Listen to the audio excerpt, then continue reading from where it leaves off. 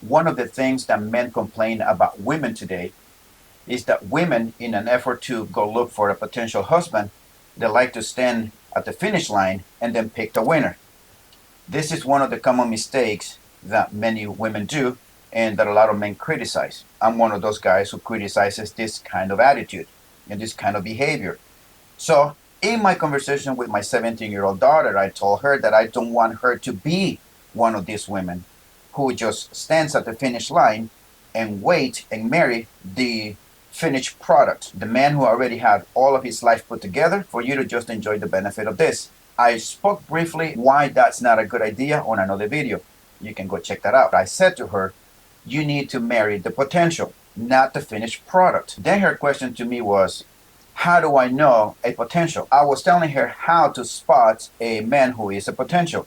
So this video is going to be for you young men. How do you can become a potential in the eyes of a woman? The first thing is that the man has to have a strong work ethic. This type of guy has pride in his work, does not like to cut corners, and he always strives to be the best that he can at everything he does. Usually a guy that has this strong work ethic are not lazy people. And a woman can spot this kind of person quite easily by the way he talks, the way he thinks, and the way he acts, the way he talks about work. I have met young men that have strong work ethic. I have been in meetings in which the father of this kid was going to have to step out of the meeting and he left his, I think this kid was maybe 19, 20 years old.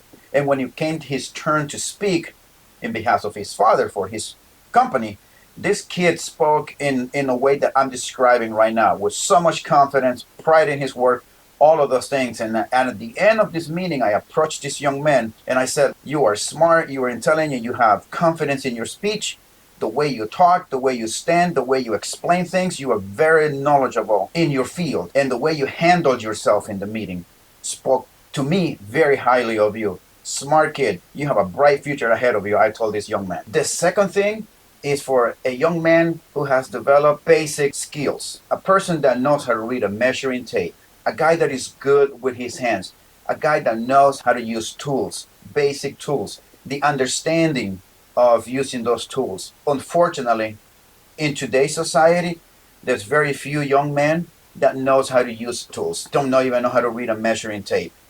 There was one time about, I would say maybe 8 years ago, there was a workshop at Home Depot, and I happened to attend there, and they were trying to teach kids and young teenagers on how to use power tools. It was a pretty neat thing that Home Depot did. And I was looking at there and I saw many young men that did not even know how to hammer a nail. This young man did not know how to hold a hammer properly. And these people at Home Depot were teaching these young men, and I'm speaking of 15, 16-year-old young men, on how to properly hold the hammer and how to properly hold the nail when you're going to hammer these nails. And one of the things that comes to my mind is, where are the fathers of these kids? Why are these kids not taught this kind of thing? I'm telling you this because later on in life, all of those things will become very handy for your life. It will save you a lot of money when you own your own property and you have to fix your own things. Developing this kind of skill will put you in a mindset that you do not want to pay someone to fix something because you have the self-confidence of using tools and figuring things out. The other thing is to have a positive outlook of your future. A young man who has a positive outlook in his future is a man with potential. This means that this young man has to have I always say a 5-year plan and a 10-year plan. There has to have some milestones that he wants to hit throughout his life, major milestones. A 5-year, a 10-year. He is supposed to have short-term goals that he wants to achieve. Every time that he accomplishes one of these goals, his confidence goes high. His self-esteem also grows. His ability to think positive of himself also grows. And an individual with this kind of thinking also have the ability to set for other goals in his life. A potential young man is a man who is actively working on these goals. And a person that has goals for the future is a person that does not tend to dwell on the negative side of the challenges. It's a person that has a positive outlook that wants to work towards it. that wants to be there. Men love challenges.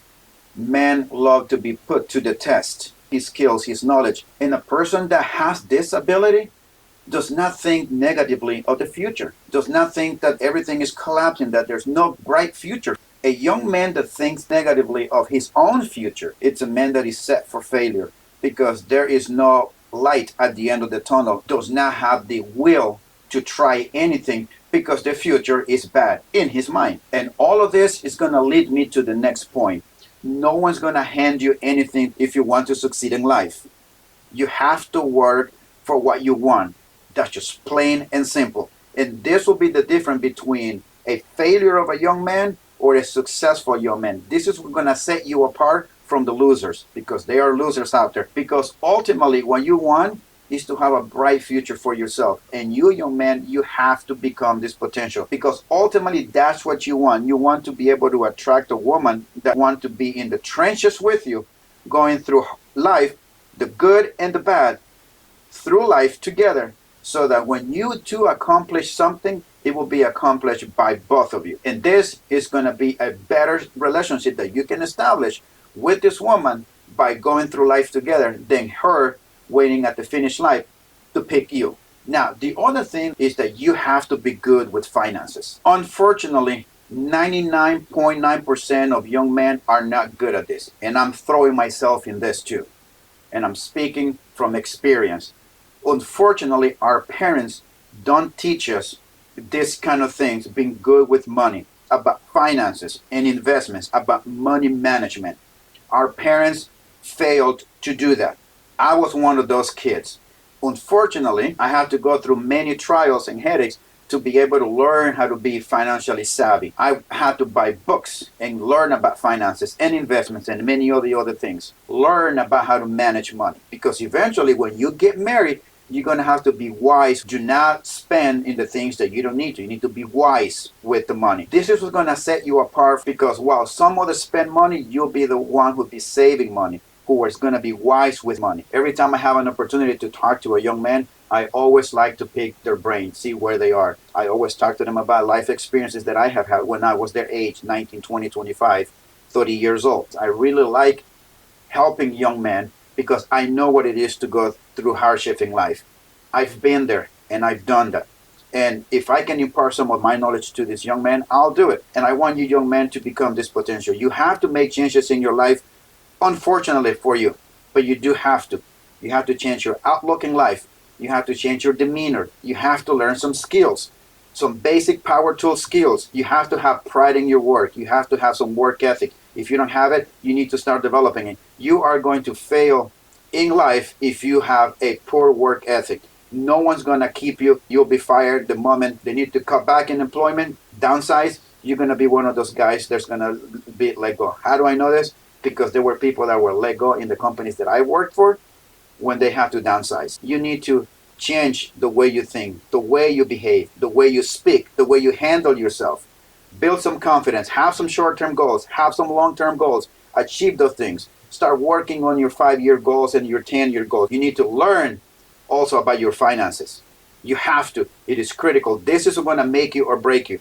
Because unfortunately, in a society where inflation is this high and the economy is the way it is, you have to be wise with your money.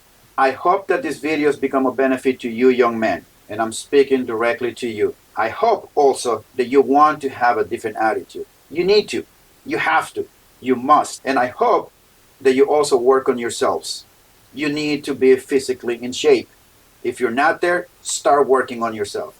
Learn about investments and finances. And I really hope, young man, that you take this advice to better yourself. In these hard times in this economy, having these things, especially the financial part, is very important. It is very critical. If you know someone that can benefit from this, send them this video, talk to them about it. It doesn't really matter how you get the word out to them. And I really hope that you guys take care of yourselves. Do not let anything come between you and your goals. And if you guys are married, do not let anything come between you and your family. Focus on your future. You have to focus on your goals. And I hope that you guys always watch your six. And we'll see you next time.